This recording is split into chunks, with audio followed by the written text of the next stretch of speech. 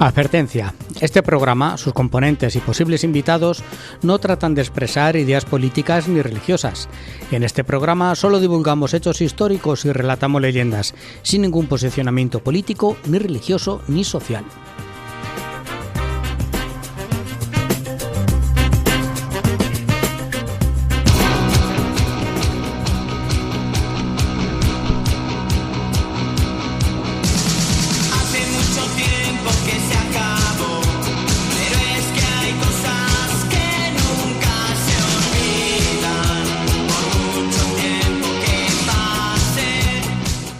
Bienvenido, Maese. ¿Qué tal estás? Bienvenido, bien hallado. Te echamos de menos en la semana pasada. Ahora lo enganchamos eso. Ahora lo enganchamos. Vale.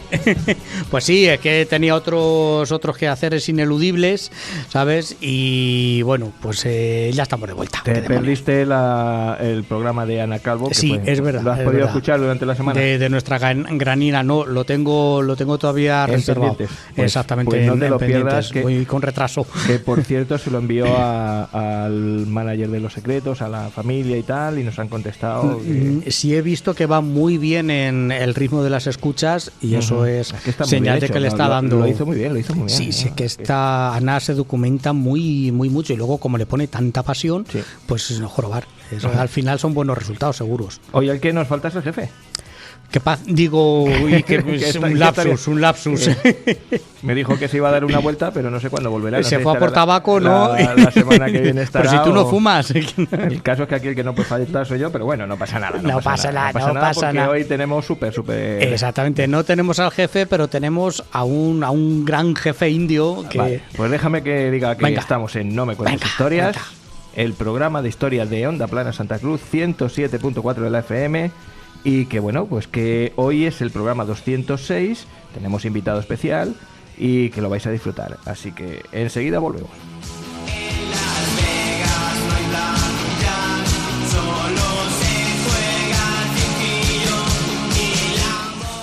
Venga, cuéntanos un poquito del... El invitado, a ver... Que ya estaba aquí. Ya estaba aquí, exactamente. Es de segundas y le invitamos porque acaba de sacar un nuevo libro, una nueva novela histórica que se titula Hasta que pueda matarte y estamos hablando de José Soto Chica. Madre mía. Que ya tenía que haber venido, pero tuvo un percancillo, ¿no? Sí, exactamente. Tuvo una visita médico, entonces hubo que aplazarlo. Hemos estado un mes, perdón, hasta que nos hemos podido cuadrar otra vez, pero bueno, solamente recordaros que José Soto pues es doctor en Historia Medieval por la Universidad de Granada, fue profesor contratado, doctor e investigador por el Centro de Estudios Bizantinos de Granada. Si le podéis escuchar en otros podcasts que hay mucho más específicos de tema historia medieval del periodo bizantino, es un puñetero crack. Ahora que no me oye, que está feo decirlo delante de él, pero es un auténtico crack cómo cuenta la historia José Soto Chica. Porque aquí vamos a hablar también de historia, aunque no es un periodo en el que él se haya especializado, sino porque nos vamos a ir al siglo XVI. ¿Sabes? Él donde empezó sus estudios es en la época medieval. Pero vamos, qué mejor que él para que nos lo cuente. Vete buscándolo. Venga, voy preparando la llamada. Que pongo por aquí un poquito de música y en cuanto lo tengas, seguimos.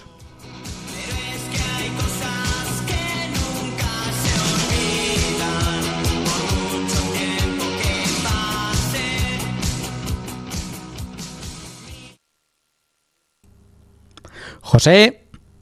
Buenas noches. Soto Chica. El mismo. ¿Está usted en las ondas? Sí.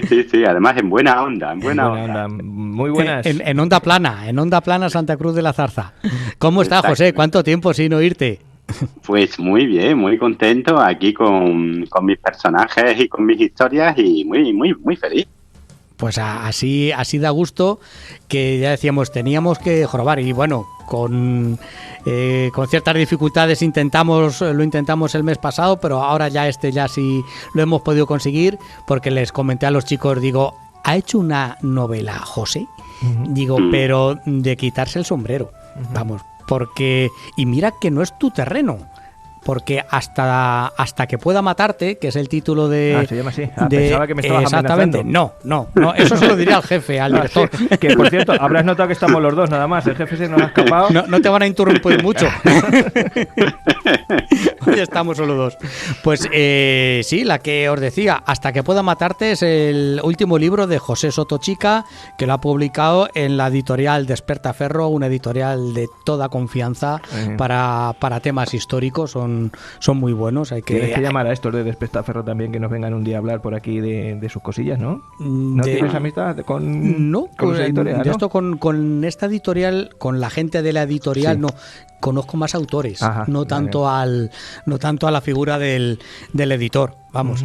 Pero vamos, solamente con conocer a José ya vamos vamos sobrados. Nos despegas las estadísticas, nos disparan las estadísticas cada vez que habla José, porque la verdad es que tanto en YouTube como en iVoox como en estos sitios, cada vez que la gente ve que hay algo de José, pues la verdad es que nos escucha y es de los programas que más repercusión tienen de los que nosotros hacemos. Es que tengo mucha suerte, Sí. Siempre digo lo mismo, soy un tío con mucha suerte. Al saber le llaman suerte, también dice el refrán. Yo me vas a permitir, José, ahora que no lo puedes evitar, que haga la introducción leyendo un párrafo de tu obra, que lo he cogido al azar y no es tontería. Es que te vayas a la página que te vayas, vas a encontrar algo parecido, algo que nos introduzca a la novela de la que hemos venido a hablar. En una tarde granadina, aceros bien forjados y dos que se miran, pálidos ojos azules que evalúan y acechan, y ojos llenos de furia que arden en negro fuego, y una historia que empieza a temblarse bajo el insobornable martillo de la venganza y sobre el yunque en misericordia de un odio que solo podrá saciarse con roja sangre. Dios, ¡hala! Capa y espada auténtica. Cuéntanos, José, ¿cómo te has ido? ¿Hasta dónde te has ido? Porque ¿de qué habla tu libro? ¿Dónde lo podemos enmarcar históricamente?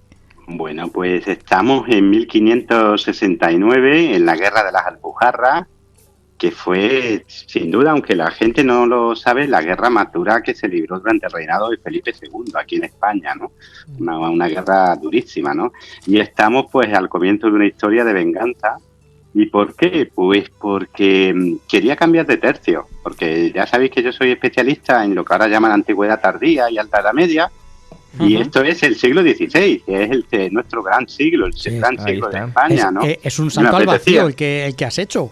Sí, en parte también porque me he criado con eso. Yo soy de Santa Fe, ya sabéis que este pueblo lo fundan los Reyes Católicos, y al principio fue una fundación militar destinada a controlar, entre comillas y sin comillas, la población morisca, pues que era la mayoritaria todavía aquí, en el Reino de Granada, ¿no? Y bueno, pues se han conservado pues muchas leyendas, muchas historias, y yo crecí desde chico, pues, oyendo esas leyendas y esas historias, que si aquí fue el duelo entre el Moro Tarfe y Garcilaso de la Vega el Viejo, que si tal. Entonces es algo que me ha acompañado toda mi vida, es una época que siempre está presente, y en un momento dado digo, mira, me suelto el pelo, el poquito que quede, y ya... Está sobrevalorado lo del pelo, ¿eh? Y a irme a la aventura. No te creas que ahora en invierno viene muy bien el pelo. Efectivamente, pero la verdad es que ha sido divertido, porque como historiador me ha obligado a meterme con unas fuentes que no son las mías, con unos relatos que no son los míos, de redescubrir un mundo que me apasiona, y luego como novelista pues es un pequeño homenaje a las novelas de aventura. Básicamente el propósito es divertir, emocionar, y que uno empiece a leer y que, como decíamos antes, pues que tengas que decir, oye, que mañana madrugo, que me tengo que ir a la cama, que estés quieto. Tal cual, exactamente. Eso está muy bien. Tenemos protagonistas en la novela. Es una novela, no es histórica, ¿no? Perdón, no es una novela fiel a la historia al 100%, sino que tiene una parte ficcionada. Pero los protagonistas, José de Monteagudo y Mehmet Al-Rumi, ¿existieron de verdad?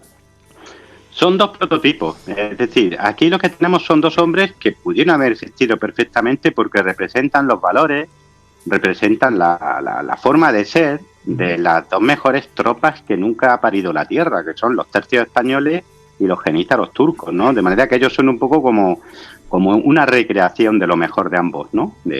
Por eso el alférez monteagudo pues es el perfecto soldado de los tercios y Mehmed al-Rumi el perfecto genízaro. Pero el resto de los personajes que acompañan a estos dos sí son 100% históricos, aunque parezca mentira, ¿eh? Yo te quiero poner sobre la pista de un gran militar que tuvimos aquí, de esta época, escritor, además, Antonio Gallo.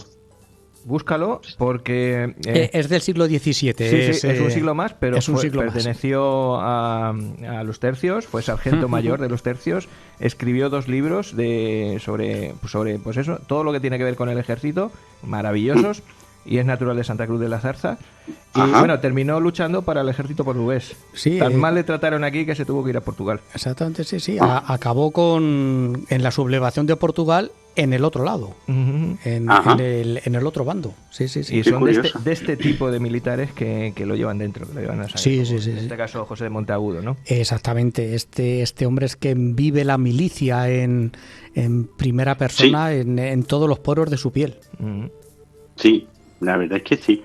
Y para mí ha sido también muy bonito acercarme a estos personajes, sobre todo a los históricos, no solo a los que yo he creado, porque me han impactado mucho como personas, como soldados también, y al final he terminado con una sensación un poco extraña, porque es que no puede haber hombres ya así, es que esta gente era de otro material, eran de otra pasta, tenían una fuerza y una determinación increíble. Hay uno de ellos, López de Figueroa, que es el compañero, el amigo íntimo del personaje, ¿no? De José de Monteagudo, que es 100% histórico, y es increíble. Es que no solo es que era un soldado de los pies a la cabeza, es que en Gemingen, en una batalla que libra en los Países Bajos contra los rebeldes holandeses, lo hirieron en batalla el mismo día 17 veces, y va el tío y gana la batalla.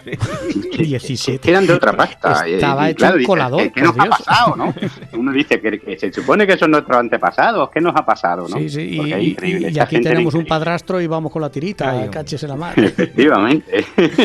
Como decía Gil de los futbolistas, dice que hoy no puede jugar, que está con la espinilla, dice, pero la pierna, dice, no, una que le ha salido en la cara y no puede.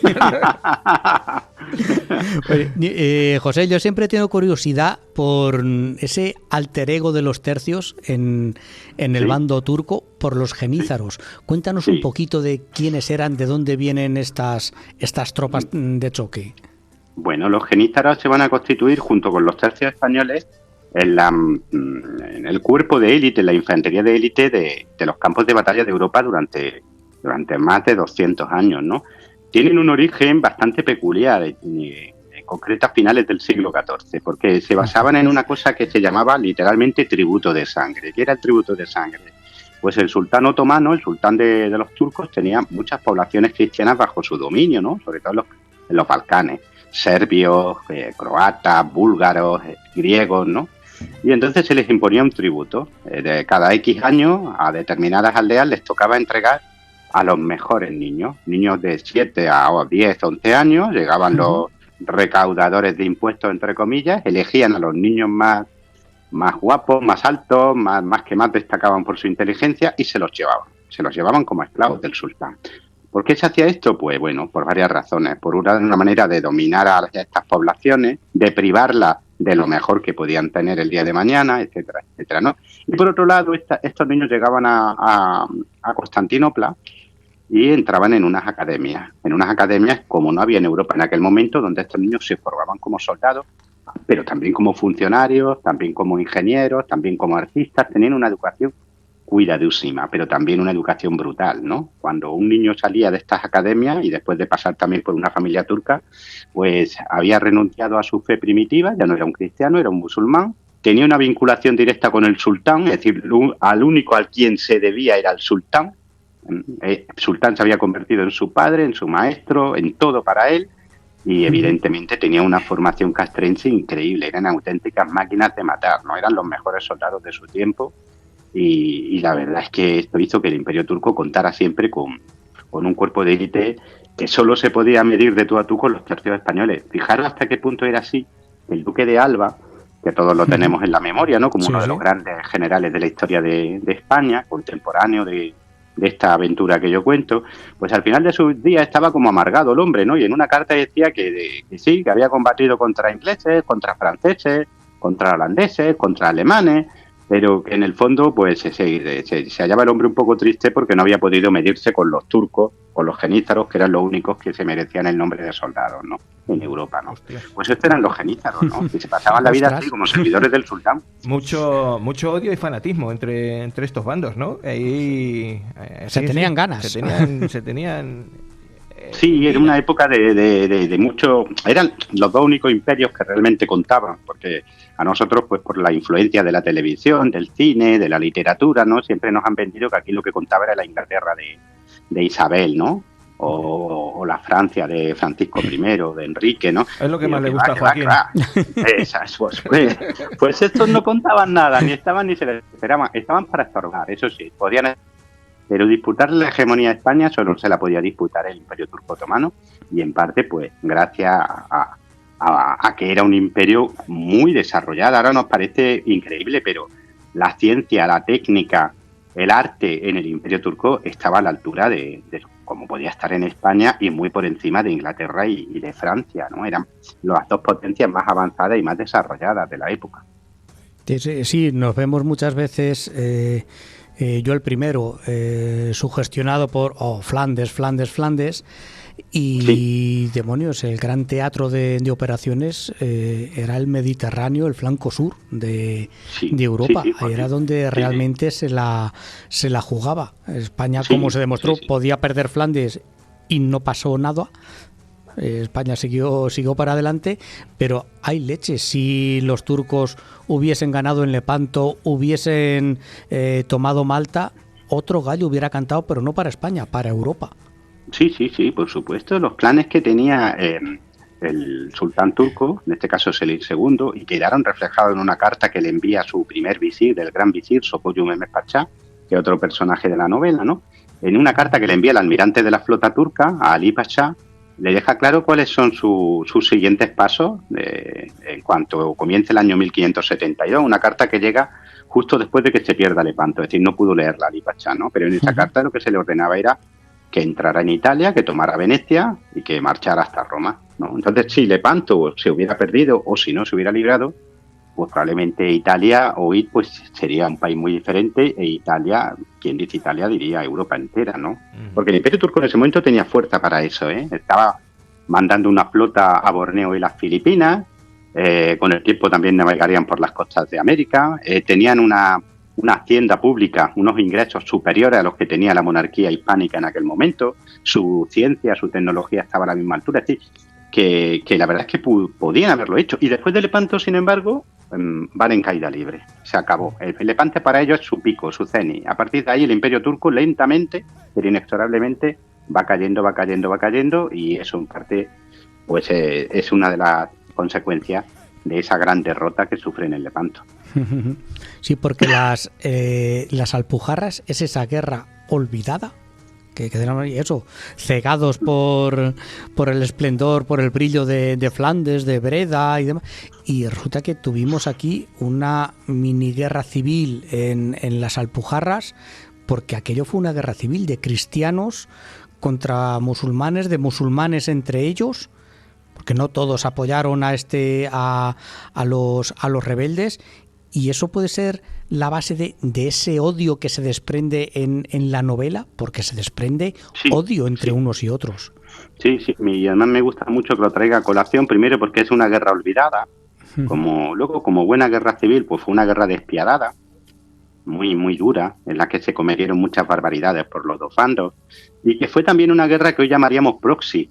Es decir, que fue una guerra entre grandes potencias. Fue la manera en que los turcos tuvieron ellos de meternos el dedo en el ojo. Es decir, te voy a generar aquí un problema en la Alpujarra, voy a alimentar esa sublevación que se podía haber quedado en nada, pero voy a meter dinero, voy a meter accesorios militares, voy a enviar armas, voy a enviar municiones, porque mientras que te tenga entretenido en las Alpujarras, pues yo voy a conquistar Túnez y Chipre. Y tú no vas a poder hacer nada porque estás por completo envuelto en una guerra que te tiene al 100% ocupado, ¿no? Y si esa guerra no lo hubiéramos ganado a tiempo, si no nos hubiéramos dado prisa en ganarla, el siguiente paso hubiera sido un desembarco turco pues en las costas de Granada o de Alicante o de Murcia, ¿no?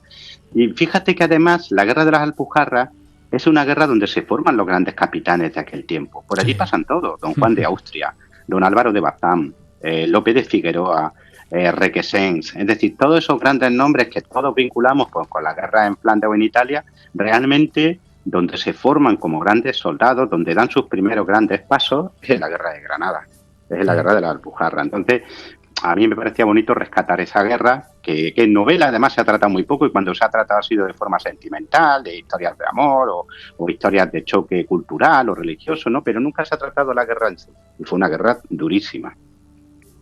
Sí. Yo la figura que me llama mucho la atención es la de don Juan de Austria, cómo llega, no voy a decir niño, pero casi, y sale como un veterano.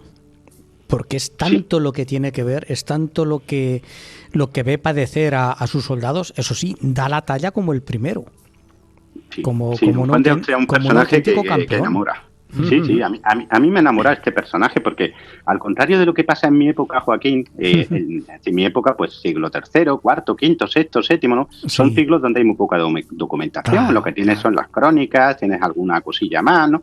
Pero aquí no, en el 16 tú tienes cartas escritas de puño y letra por don Juan de Austria, de manera que tú conoces bien la psicología del personaje, ¿no? Y empatizas mucho con él, y lo que ves es eso, un chaval joven, estamos hablando de alguien que tiene 21 años, cuando llega a Granada, que tiene una idea totalmente heroica de la guerra, de sus libros de caballería, muy caballeresca, sí. Y se le cae todo al suelo cuando llega aquí, cuando ve lo que es realmente la guerra, ¿no? La dureza de la guerra, cuando él mismo se tiene que ver envuelto pues en situaciones realmente increíbles, ¿no? Como cuando ordena pasar a fuego y sangre totalmente galera, ¿no? Sí, que la consagra a los dioses infernales. Esos capítulos son de poner la carne gallina, porque es esa resistencia a ultranza de los rebeldes que sabían que les iban a pasar a cuchillo, porque no se habían rendido, entonces sabían que les iban a pasar a cuchillo, y ostras, qué resistencia. Y lo cuento tal y como lo cuentan los testigos, ¿sabes? Que tenemos varios relatos de testigos que participaron en esa batalla, que es la de Galera, y lo que yo cuento está, es decir, no he exagerado nada, ¿no? Y claro, don Juan de Austria ve eso, y luego ve cómo le matan a quien fue realmente su padre, porque él tenía a su padre biológico, Carlos V, el emperador, ¿no? Pero nunca escuchó de sus labios la palabra hijo, jamás. Sí, hijo. ¿Y quién lo cría? Pues don Luis de Quijada, y lo ve morir delante de sus ojos en la batalla de Serón, ¿no? Entonces, para él esa guerra es la guerra que lo hace hombre, como tú dices, que lo convierte en alguien que ya no tiene esa visión romántica de la vida. Pero fíjate qué bonito, que es lo que a mí me enamora de él, que pese a todo ese sufrimiento, pese a todo ese dolor, él nunca deja de ser lo que quiere ser. ¿Y qué quiere ser? Caballero. Él es un caballero, él es capaz de reconocer el valor en el enemigo, es capaz de perdonar al enemigo, es capaz de seguir teniendo todo su ser adscrito a un ideal, que es el ideal del caballero. Sí, eso lo heredó un poco de su padre. Carlos V toda la vida fue un poquito así, el último caballero medieval. Sí, y es cierto que se parece más don Juan de Austria a su padre, a Carlos, de lo que se parece Felipe. Felipe II no se parece a su padre en ese aspecto, ¿no? Es decir, es curioso, ¿no? Los dos hermanastros, que además se querían, ¿no? Pero que al mismo tiempo tenían recelos el uno hacia el otro. Tienen una relación ahí muy compleja como hermanos, ¿no? Pero sí es verdad que quien más se parece es don Juan de Austria. Sí, un poquito Quijotes. Sí, un poquito otro, sí. o mucho. Sí, la verdad es que sí. Históricamente es un momento muy interesante, por lo que dices, porque no es lo mismo que los turcos hubiesen avanzado que los cristianos. Por ejemplo, en esta rebelión morisca, que puede ser realmente lo que los turcos pensaban como el principio del fin del cristianismo, es decir, el primer momento de la avanzadilla de ellos hacia la conquista total, o puede ser más bien una maniobra de distracción para que decir, bueno, pues vamos a aliarnos aquí a ver si nos dejan por otro lado meter mano. Sí, al principio todo surge en las Alpujarras como una rebelión porque digamos que se les aprieta mucho las tuercas. Es decir, en la corte de Felipe II hay dos partidos. Hay un partido que aboga por seguir con una integración lenta, con que, bueno, poquito a poco se irán integrando, ¿no?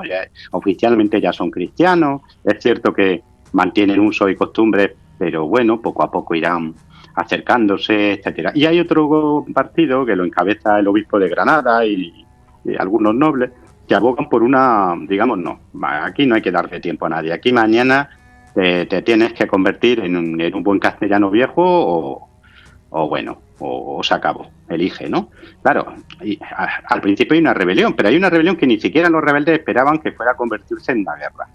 Pensaban que iba a ser un alzamiento, que iba a ser un poco como un aldabonazo para que Felipe II diera marcha atrás con la pragmática sanción que había aprobado en 1567, que obligaba a los moriscos a dejar su lengua, su ropa, digamos, tradicionales, sus usos, sus costumbres, etcétera, etcétera, ¿no? ¿Qué es lo que ocurre? Pues lo que siempre ocurre cuando tú abres el frasco de las esencias, ¿no? Es decir, ¿quién toma el control? Los exaltados, los extremos. Claro, en este caso los monfíes, que eran bandoleros echados al monte y que eran lo más parecido, podríamos decir, a yihadistas, ¿no?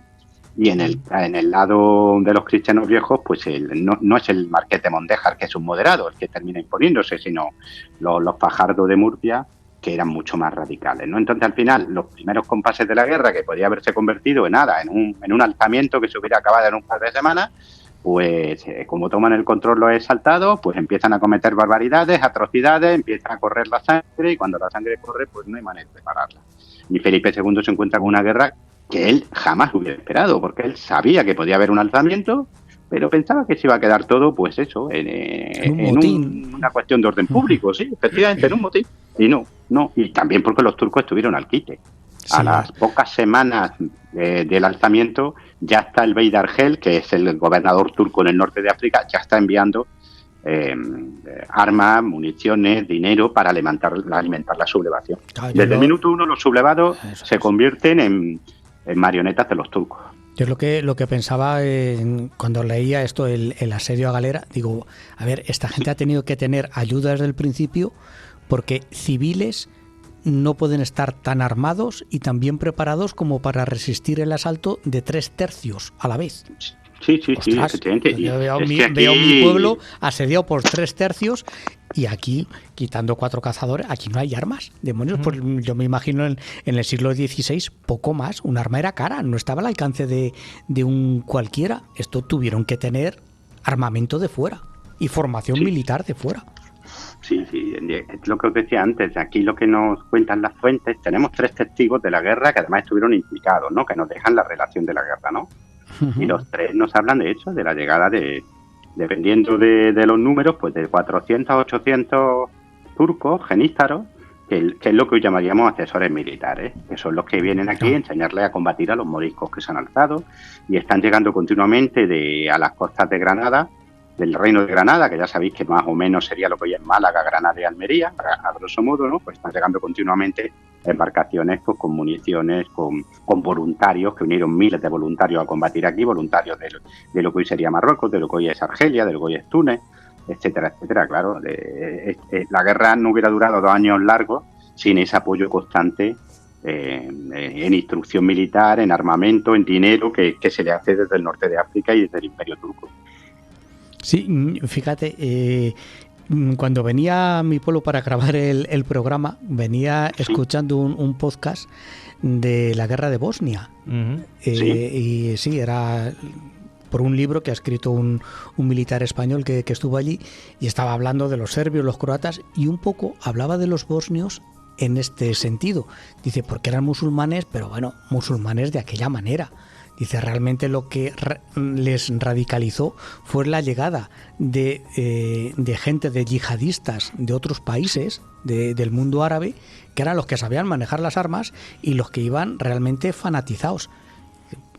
Dice, fue lo que encabronó, con perdón, la situación allí, dice, porque la gente, los musulmanes que había allí, después de 40 años de la dictadura de Tito, pues bueno, era un musulmán de aquella forma. Y realmente los que vinieron de fuera eran los que iban radicalizando. Y aquí un poquito pudo pasar algo parecido. La que dices que toman el poder los exaltados, porque a mí me hacía gracia que vas leyendo, fulanito de tal, el nombre árabe, y dice, pero bueno, que antes también se le conocía como Felipe Pérez, me lo invento, que tenía su nombre cristiano.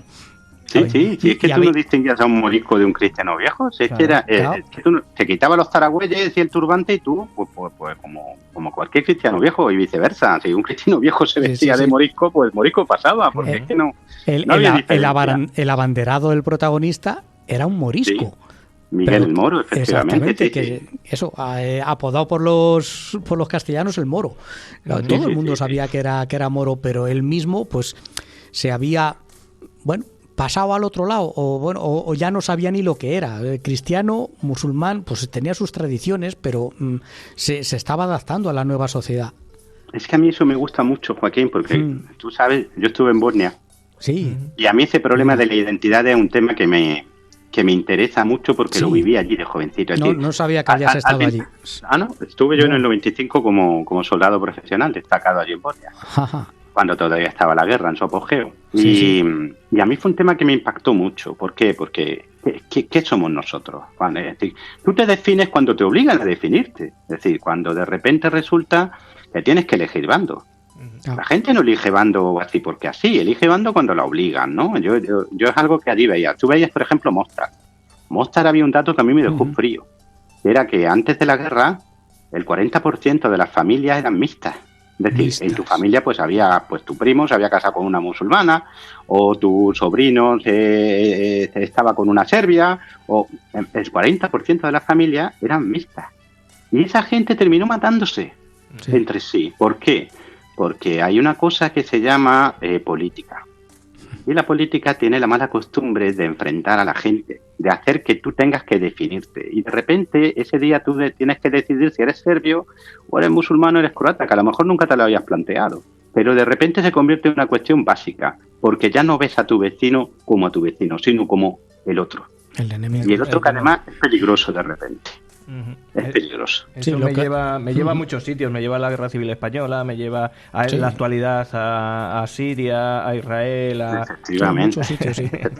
Es que ese es el quid de la cuestión, ¿no? Cuando la gente normal, como nosotros, pues un buen día te ves obligado a decidir. Pues yo siempre digo a la gente lo mismo. El otro día lo estaba diciendo en el Escorial, que tenía allí un diálogo con Javier Santamarta, y al final... ¿Sabes que Javier Santamarta también es otro asiduo de nuestro programa?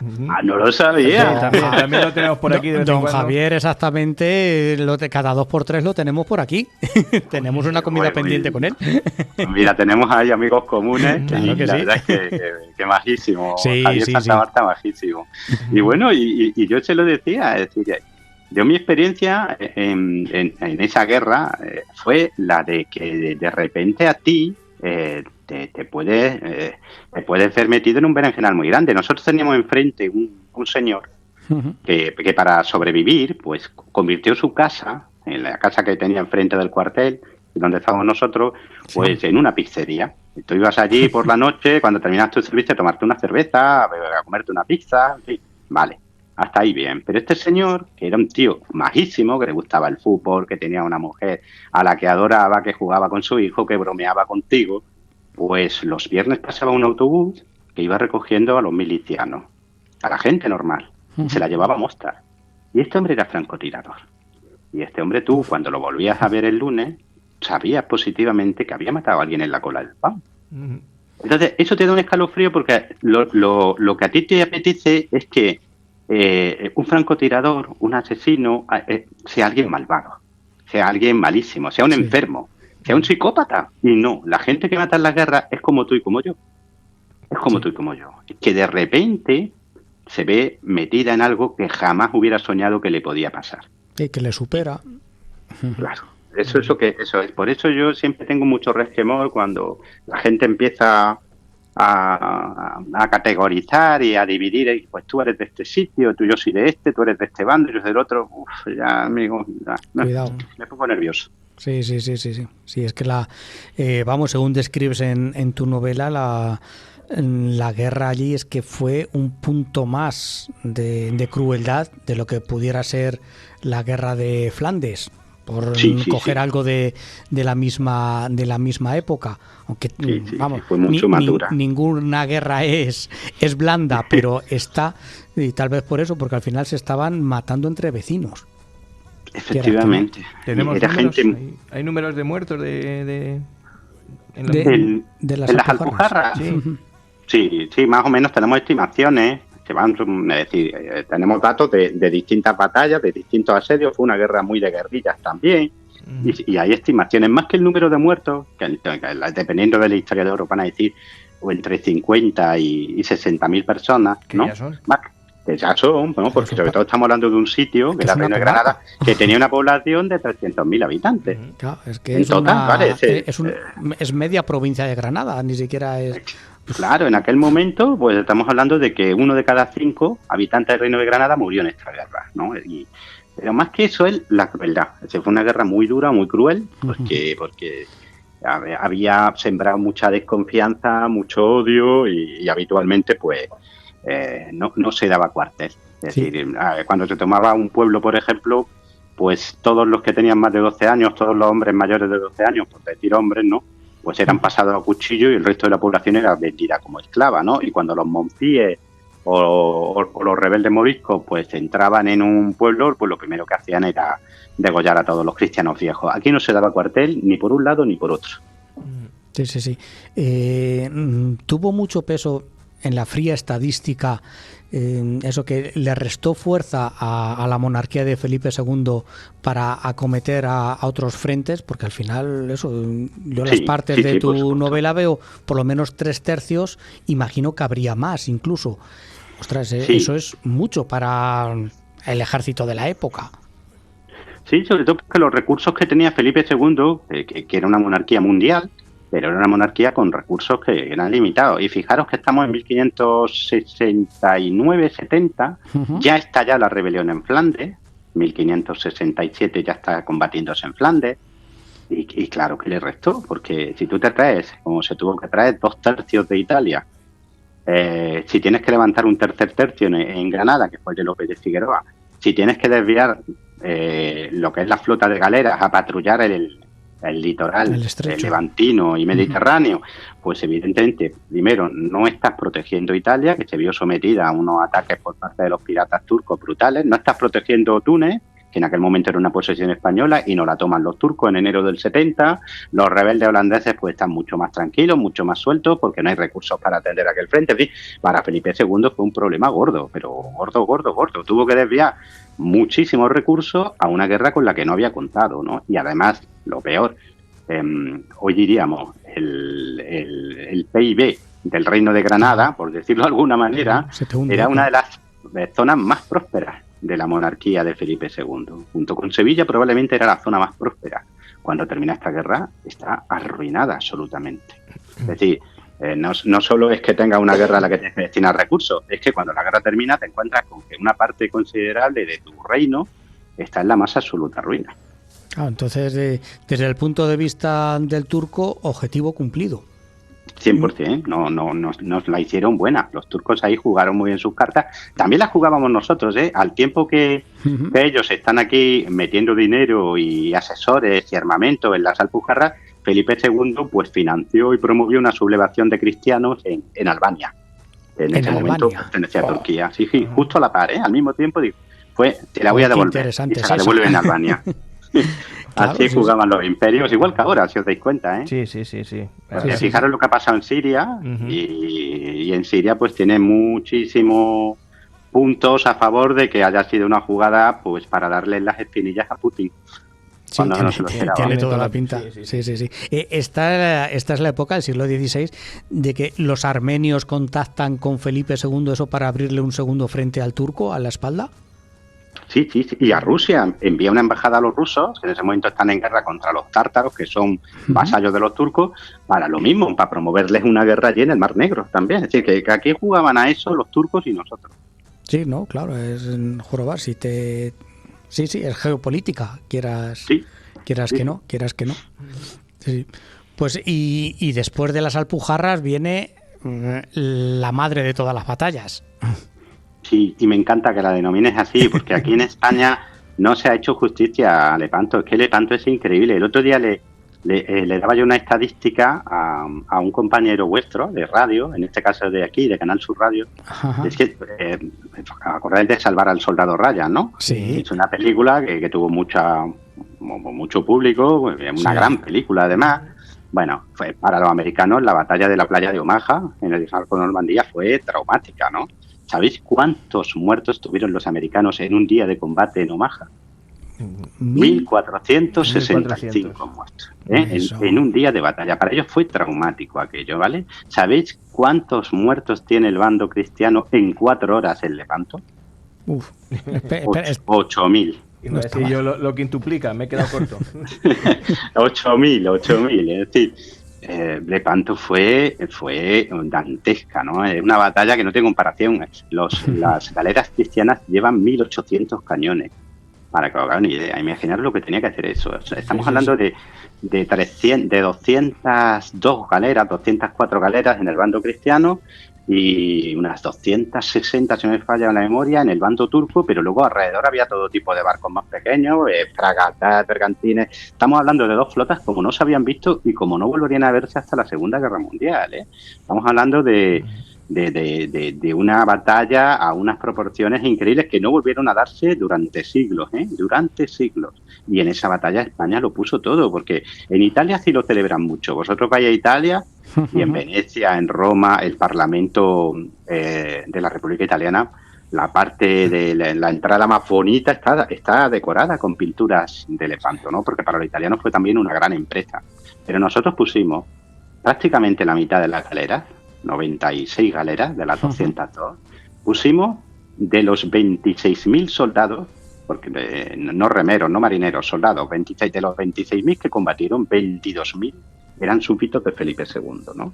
Y sin embargo, pues apenas si no la conmemoramos, no la recordamos, pero fue una batalla decisiva y fue una batalla ganada por españoles, básicamente don Juan de Austria, don Álvaro de Bazán y Lope de Figueroa. Son los 3 que realmente ganan la batalla.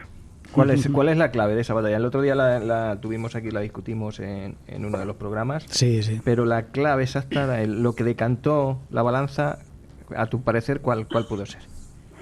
Pues para mí 3 cosas. El fallo de inteligencia, en el sentido de que los turcos evaluaron mal la fuerza de los cristianos. Es decir, mandan un espía, un corsario con una nave negra, con una nave que le llaman la nave negra porque va pintada de negro, entra de noche en el puerto de Palermo y se pone a contar galeras y banderas para saber qué fuerza había y cuántas galeras, ¿no? Y no cuentan bien porque faltaban por llegar. De manera que la información que tiene el almirante turco es que los cristianos tienen menos soldados y menos galeras de lo que realmente tenían, ¿no? Eso en el plano de la inteligencia y en el plano puramente ya de la batalla, las 2 razones principales es la superioridad de fuego de los cristianos, que tienen muchos más cañones, y luego la superioridad en hombres de guerra, ¿no? Es decir, los turcos tienen 25.000 soldados en esa batalla, y los cristianos tienen 26.000, ¿no? Pero al final lo decisivo fue el número de cañones también, y luego la capacidad que tiene don Álvaro de Bazán, que es el que manda la reserva, la capacidad que tiene para frustrar todas las maniobras de los turcos. Los turcos primero tratan de envolver a la flota cristiana por el ala izquierda, no lo para don Álvaro de Bazán acudiendo ahí. Luego tratan de romper el centro, lo para don Álvaro de Bazán acudiendo a llevar refuerzo al centro y por último consiguen dislocar el ala derecha cristiana y cuando van a meterse por ahí para envolver el centro aparece don Álvaro de Bazán otra vez. Entonces esa capacidad de maniobra de don Álvaro de Bazán es la que termina decantando una batalla que se podía haber perdido, ¿eh? Sí, por eso siempre hemos dicho que las fuerzas parece que no, pero estaban igualadas, aunque vemos una pequeña superioridad, pero aquí hubo, lo que dices, inteligencia sobre todo, yo creo. Sí. El tema del espionaje y la potencia de fuego de las tropas cristianas. ¿Quieres que no? La capacidad de movilización de esa reserva que era la de don Álvaro de Bazán. No me extraña que en Italia se celebre mucho porque aunque los venecianos fueron los primeros que se largaron de la Santa Alianza, iban a ser, si se pierde, iban a ser los primeros en caer. Porque eran los que estaban más cerca de las fronteras del turco. Es que unas semanas antes de Lepanto hay una escuadra turca navegando a la vista de San Marcos, de la plaza de San Marcos. Unas semanas antes ya están los turcos tanteando el Golfo de Venecia. Entonces, a ver qué tal. Sí, si estaban viendo la oreja al lobo ya, les estaban viendo la oreja al lobo. Así. Y los cuernos al diablo. Sí, totalmente. Sí. De hecho, era el siguiente paso en 1572 era que el ejército que estaba en lo que hoy sería Albania, un ejército turco que estaba ya operando allí, marchar hacia el norte, hacia Venecia, a la par que lo hacía la escuadra. Ese era el siguiente paso, okay. y no se dio pues porque pierden el Lepanto, claro. Sí, que por allí estaba, hacía años que había pasado, si no recuerdo mal, el cerco de Castelnuovo, la guarnición española que 1538, si no me falla la memoria. Son 40 años más de diferencia, pero vamos, que venía de lejos ese enfrentamiento por ese territorio. Sí, claro, sí. Nosotros empezamos con los turcos a disputarnos el Mediterráneo pues desde los 1530 y pocos, cuando empieza realmente a haber un contacto directo, porque es cuando Argel se convierte en una dependencia del Imperio Turco. A partir de ahí ya tenemos ya son palabras mayores. Sí, ya sí, porque ya no eran berberiscos solamente haciendo incursiones de saqueo, exacto, sino que ya había un ejército detrás, como Dios manda. Ya hay un imperio que alimenta eso, que lo promueve, que lo financia, y bueno, y porque estaban ahí los marroquíes, que eso poca gente lo sabe, pero hay una batalla que es la de Wadi Labán, la del río de la leche amarga. Eso, para que os hagáis una idea, está al ladito de Fez, ¿no? Y ahí los turcos pierden esa batalla con los marroquíes, que se habían hecho aliados de Felipe II. A la par que están los turcos atacando ahí, hay una fuerza española saliendo de Orán para amenazar a Argel, y eso hace que los turcos se retiren, ¿no? Pero si ganan Marruecos, la hubiéramos tenido importante. Claro, la tenemos aquí abajo. Es que cuando hablabas de la playa de Omaha, de eso, que para los norteamericanos una batalla con 1000 bajas, pues ostras, pues a ellos les impresionó mucho, y el cine así nos lo ha transmitido, y todo su importancia, la invasión, ya la apertura del segundo frente al ejército alemán, que me acordaba de una anécdota que hablaban un general inglés y uno ruso, y hablaba el inglés de las batallas del norte de África contra Rommel, y claro, eran batallas que los ingleses han magnificado mucho, pero realmente son batallitas, porque son, en cuanto a número de efectivos, pequeñitas, y el general ruso se le quedaba así mirando y dice, es que nosotros menos de 10 divisiones, para nosotros no es una batalla. Es que eso son 4 amigos allí discutiendo, pero eso no es una batalla. 1000, pues esto no es nada. Sí, tal cual, sí, muy bien traído, la verdad, sí, así. Pues eso pasaba en el 16, las batallas que importaban eran las que librábamos con los turcos, las otras eran batallitas. Claro, y fíjate, las que han pasado más a la historiografía y al inconsciente colectivo nuestro, eso, Breda, todo el mundo... Subconsciente. Eso, el subconsciente, no el inconsciente. Sí, es pues, curioso, ¿verdad? Eso, tenemos todos en mente el cuadro de la rendición de Breda, pero no tenemos en mente el cuadro de Lepanto, ¿no? Eso es. Ese cuadro existe, entre comillas, está en el Escorial, en el paseo de las batallas, en la sala de las batallas, pero no lo conoce nadie. Sí. Sin embargo, todos conocemos las lanzas. Sí, claro. Sí.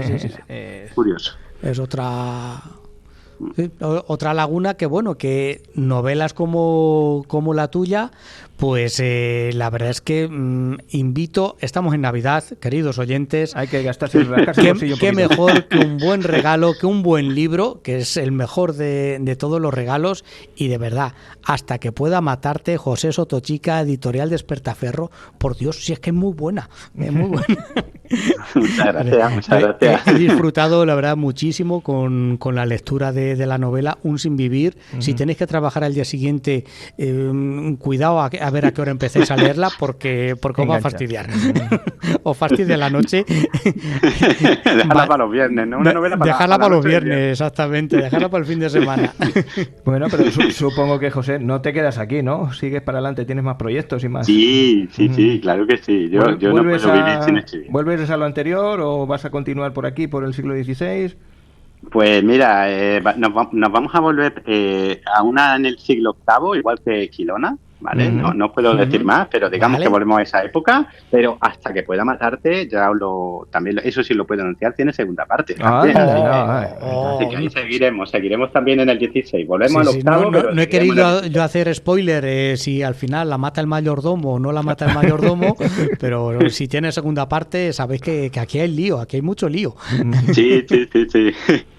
Se han quedado ahí, ¿verdad? El Memeca, el Rumi y el José de Monteagudo van a tener todavía alguna. Se han quedado con las ganas, pero claro, no lo demores mucho porque van a llegar con garrotilla ya, van a llegar con el taca-taca.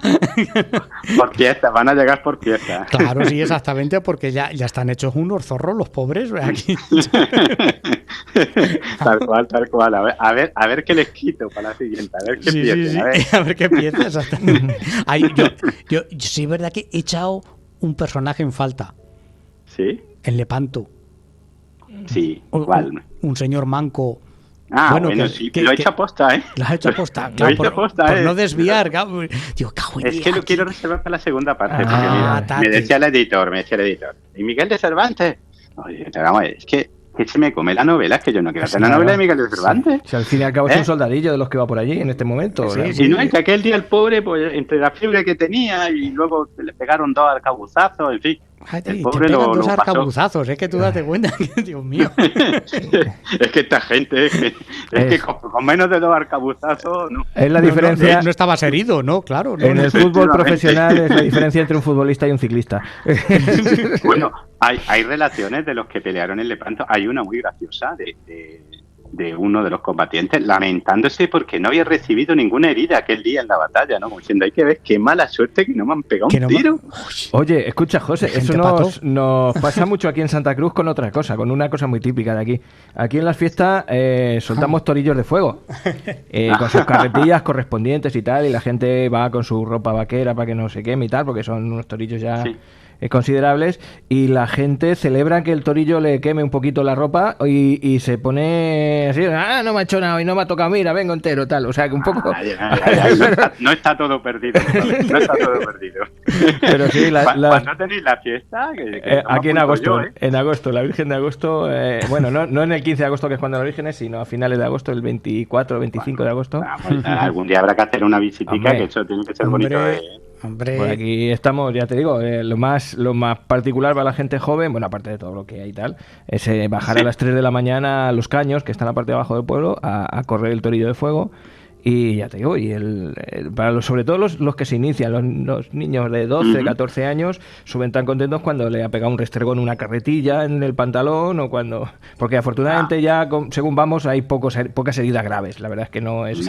Pero no son toros de verdad, es un armazón de hierro, exactamente, de pólvora. Es todo pólvora, ¿sabes? Y sí, es un poco como eso. No me han pegado 2 arcabuzazos, me caché la mano. A ver si mañana hay suerte. Ahí estaba el pobre que no quiso perdérselo. Pero luego Miguel de Cervantes, y esto ya lo sabe menos gente, sigue. El tío no se va. ¿Sí? El tío sigue en el tercio. Salista en el tercio de López Figueroa y sigue 1572, 1573 combatiendo. Y ese Miguel de Cervantes que no conoce la gente es el que yo quiero rescatar. Ese que se empeña en seguir siendo soldado aunque sea con un brazo tonto. Sí. No desveles más de que si no nos vas a contar tu segunda novela. Así que nada, ahí os lo encontraréis en la segunda parte, Miguel. Muy bien, José. Pues para la segunda parte le tenemos que llamar otra vez. Tal cual, vamos. Y antes, porque si saca antes la otra novela, pues el año que viene te volvemos a llamar, José. Sí, cuando queráis nos volvemos a dar un abrazo radiofónico, cuando queráis. Muy bien, pues muchísimas gracias por estar con nosotros este rato, por ilustrarnos, porque aprendemos mucho contigo, no solamente nos lo pasamos bien, que es la idea fundamental. ¿Has visto qué rápido nos ha ido todo y qué bien fluido cuando no está el director? Cuando no está el director. Sí, es increíble, vamos. Es lo que tiene cuando nos reunimos los genios, ¿eh? Bueno, eso que acaba de decir no sé si le va a sentar bien, pero bueno, como no está, que se fastidie. Bueno, muchísimas gracias de verdad y nada, seguimos en contacto. Un abrazo para vosotros y para todos los oyentes. Aquí tienes tu casa, si quieres espérate por ahí un poquito, gracias. Te despedimos fuera de antena y seguimos nosotros con el programa. Un segundín. Sí.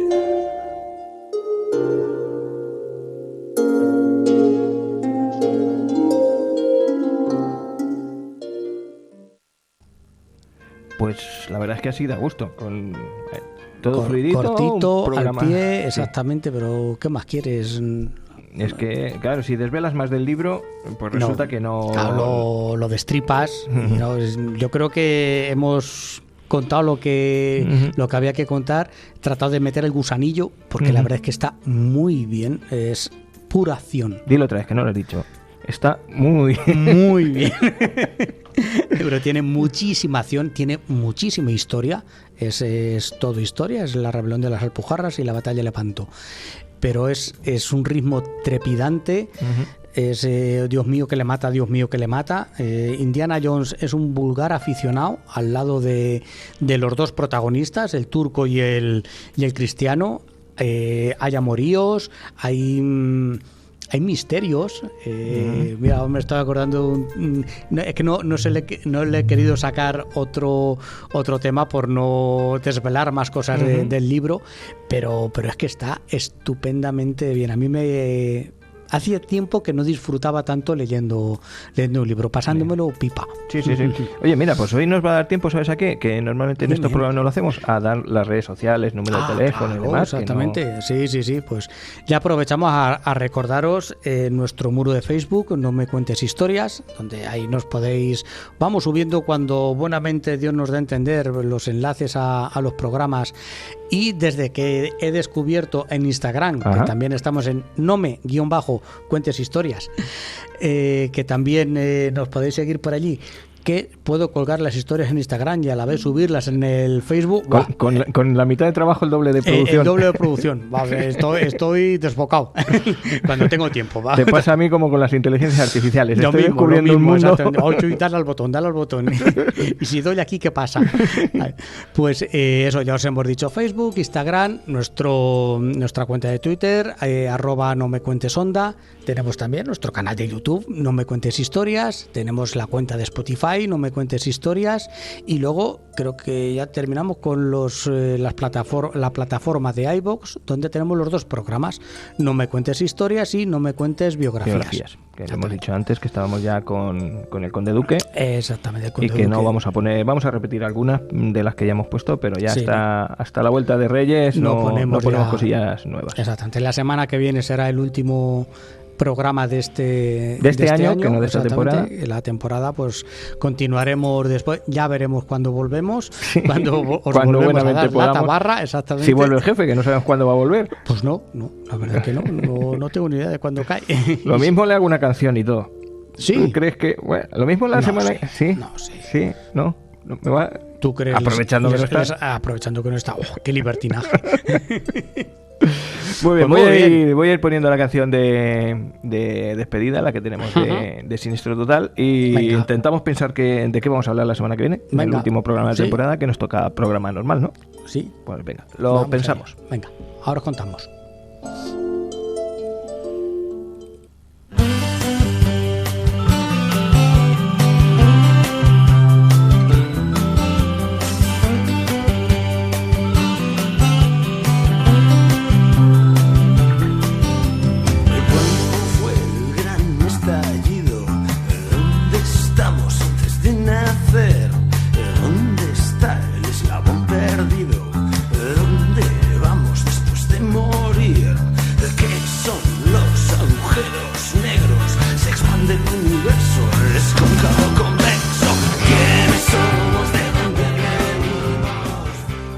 Pues nada, creo que el jefe, si no está, que nos prepare algo. Ni está ni se le espera, que nos prepare algo, que nos deje algo grabado y lo ponemos por aquí. Sí, si ya sabes que Pache en un momento nos la lía, ¿sabes?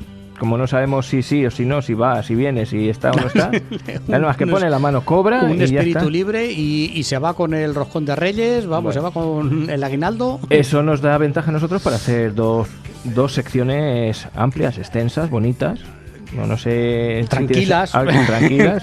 Yo no sé si tienes algo pensado. Yo me voy a ir a por el tercer capítulo de la historia de Santa Cruz. De la historia de Santa Cruz. Edad del cobre, bronce, hierro, la edad de los metales. Es muy curioso porque ahí sí que en el Museo de Santa Cruz tenemos cosillas. No de Santa Cruz de la Zarza, el Museo de Santa Cruz de Toledo El de Santa Cruz de Toledo, vale, sí. vale. Tenemos cosillas que ya tienen que ver con esta época. Claro. Así que me voy a tirar por ahí. Muy bien, pues muy interesante. Yo, siguiendo los programas de Isabeles, que este año parece que me ha dado por las Isabeles, empecé, he hecho 2 programas, hicimos de Isabel la Católica, exactamente, de Isabel I, y hicimos otro de Isabel de Portugal, y vamos a seguir con esas Isabeles ligadas a la figura de Felipe II, pues con Isabel de Valois, con su tercera esposa. Pues nada, Isabel, historia de los metales y demás, y lo que nos quiera traer el jefe. Tal cual. Muy bien.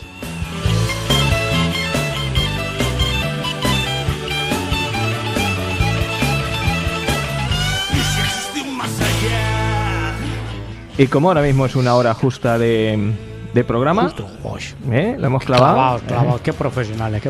Pues te despido, don Joaquín. Venga, Rafael. Hasta la semana que viene. Nos vemos. Hasta luego.